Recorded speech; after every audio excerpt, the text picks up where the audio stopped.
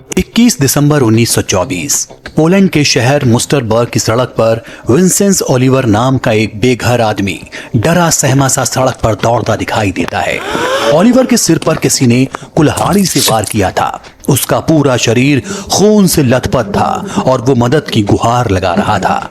स्थानीय पुलिस के एक सिपाही ने ओलिवर को रोका और तुरंत अस्पताल पहुंचाया। अस्पताल में ओलिवर ने बताया कि कार्ल डेंके नाम के शख्स ने उस पर हमला किया। पुलिस डेंके की तलाश में निकलती है और उसके घर पहुंचती है। 54 साल का डेंके पुलिस को देखकर एक कमरे में खुद को बंद कर लेता है।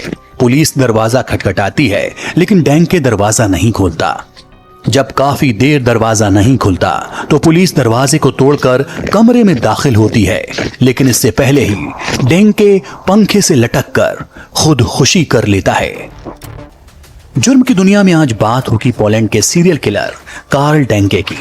कार्ल डेंके अपने समुदाय का एक समझदार इंसान था। जब तक लोगों को यह पता नहीं था कि वो इंसानों को मारकर उन्हें अचार, बेल्ट और सस्पेंडर्स में बदल रहा है। जी हाँ, वो अपने शिकार के मांस का अचार बनाकर लोगों को पोक के नाम से बेच रहा था। इसे भूला हुआ नरभक्षी या ज़िबाइस का नरभक्षी भी कहा जाता है। अब पुलिस के हाथ डेंके की लाश थी। उसके शव को फंदे से उतारा गया और पोस्टमार्टम के लिए अस्पताल भेज दिया गया।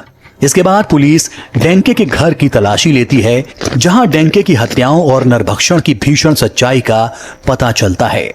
डेंके का एक बही खाता हाथ लगता है जिसमें कम से कम 30 पीड़ितों के नाम दर्ज किए गए थे।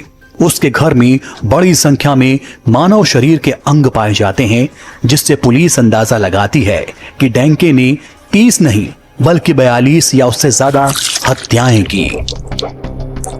साथ ही पुलिस को इंसानी मांस के अचार से भरे डिब्बे मिलते हैं, जिन्हें डेंके सुअर के मांस का अचार बताकर बेचता था और खुद भी खाता था। इतना ही नहीं, उसने इंसानी चमड़ी से बेल्ट भी बना रखी थी। तो आखिर कौन था कार्ल डेंके? आइए सुनाते हैं पूरी कहानी। कार्ल डेंके बचपन से ऐसा नहीं था। वो पोलैंड और जर्मनी की सीमा के पास रहने वाले सम्मानित और धनी किसानों के परिवार से था। 1870 में जन्मे इस नौजवान के मन में बहुत कुछ था, लेकिन कमजोर छात्र होने की वजह से उसके नंबर स्कूल में अच्छे नहीं आए और इसलिए 12 साल की उम्र में एक माली बनने के लिए वो घर से भाग जाता है।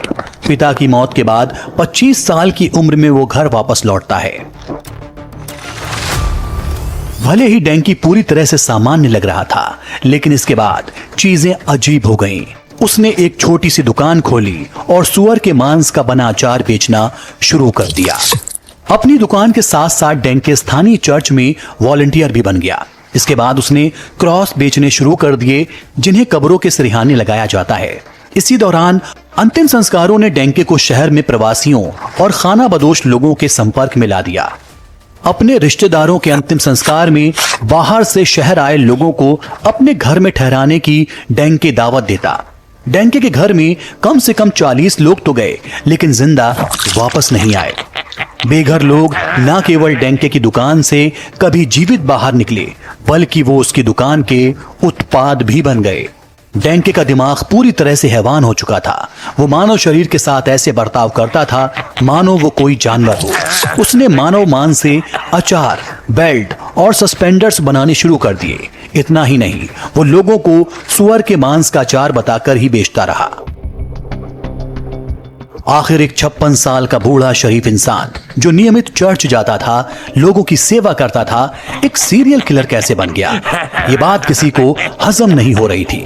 लेकिन डेंके ऐसा क्यों कर रहा था, उसकी भी एक वजह थी। दरअसल प्रथम विश्व युद्ध के बाद के प्रभावों ने जर्मनी को झकझोर कर रख दिया था।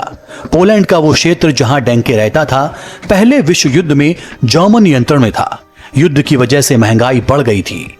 आर्थिक अवसाद और हताशा की वजह से डेंके ने दुकान को मुफ्त में चलाने का फैसला किया। यानी अब वो सुअर को खरीदकर उसका अचार बनाकर बेचने वाला नहीं था, वो लोगों को मारकर उनका अचार बनाकर बेचने वाला था।